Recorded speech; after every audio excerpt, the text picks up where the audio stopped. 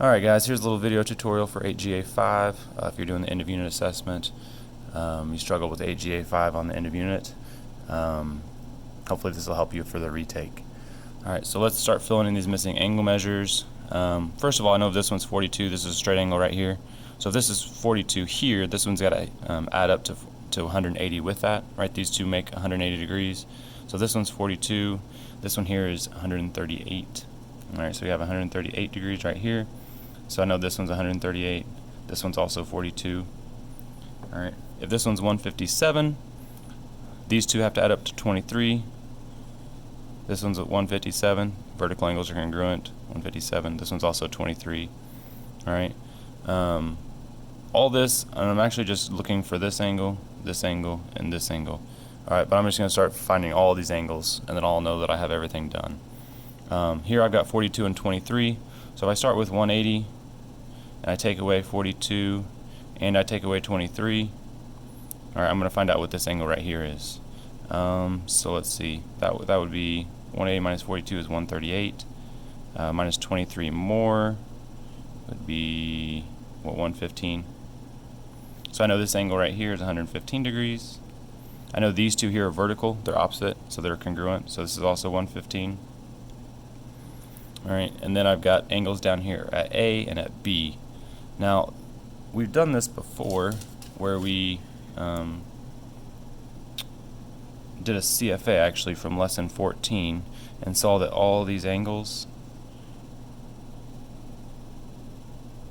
can just kind of travel down this transversal, and they're the exact same as the angles down here. Alright, so I know if that one up here is 42, 138 and 42, that they're the exact same down here. Alright, so this one here is also going to be 42 degrees. Now the same thing works for this line here, alright, for these four angles.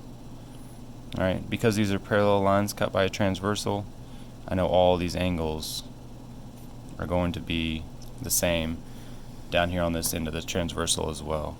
Alright, on this second parallel line. So this will be 23.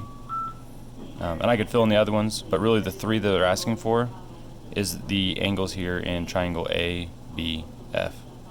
So 115, 23, and 42. Alright.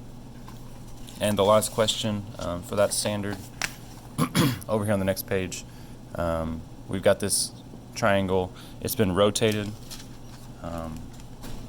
So maybe I'll trace this original triangle ABC just to kind of show you guys where all these angles are going.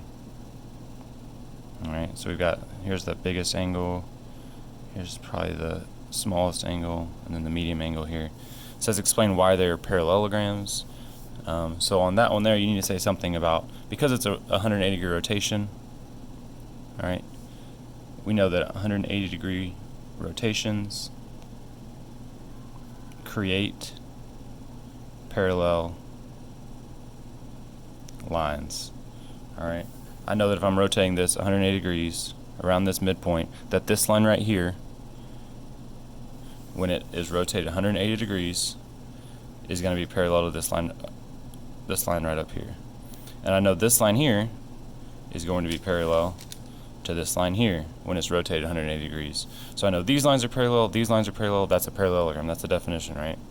Right, those lines are congruent, they're the same, they're corresponding parts after a rigid transformation, and I know they're parallel because we did a 180 degree rotation. Identify at least two pairs of congruent angles in the figure and explain how you know they're congruent. Well, this part here's rather easy as well, right? I've got my angle 1, 2, and 3 from this triangle. If I rotate around here, alright, I've got my angle 1, my angle 2, and my angle 3, right? Those are corresponding parts, corresponding angles after rigid transformation. Same thing over here, right? Oops, how are we going to get that to match up? Here we go. Rotate that one around.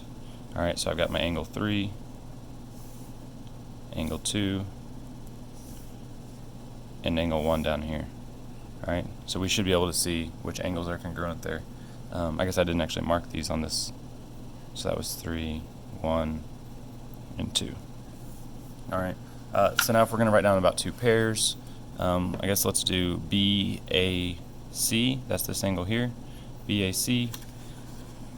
So I'm going to write angle BAC is congruent to, and we could say CEB, angle CEB. And then let's do another one. Let's do maybe this angle here, this skinniest angle. So that's angle ACB. Angle ACB is congruent to, that's the one angle. So that's angle CAD. Angle CAD. And it says explain how you know. All right. So for both of these, I know that because they are corresponding angles after a rigid transformation, right? I know if I do a rigid transformation, this one was a rotation, all my angles stay congruent, right? They stay the exact same measure. Down here, explain how to use what you know about the sum of the angles in a triangle to figure out the sum of the angles in a quadrilateral ABED. So the sum of angles in a triangle, I know all three of these, the sum of these three angles is 180. Same here, right? Another triangle, 180. Here, another triangle, 180. So I have 180, 180, 180. If I'm going to add those up, 180 plus 180 plus 180 to find all three, to find the degrees in all this entire shape, all three triangles combined. Well, we're close. This quadrilateral, though, is a little bit different than the three triangles combined because this right here, all right, because these three angles at C aren't really part of the quadrilateral. All right, these three angles here at C, that's not an angle now, that's a straight line in the quadrilateral. So I'm going to take off these three angles. Well, and I know this is a straight angle, so a linear angle, whatever you want to call it here, that adds up to 180. So I'm going to take off one of the 180s here. So that's just going to be 180 and 180, that's just 360. All right, so 360 degrees. All right, three triangles are all 180 degrees minus the straight angle makes 360. All right, this would have been 540. All right, minus the one straight angle, the 180 degrees here, tallies up to 360. All right, so hopefully that's going to help you guys on that last retake. If you have any questions, please ask, and I'll be happy to help you guys. Hopefully this will help get your retake grades up to proficient or distinguished.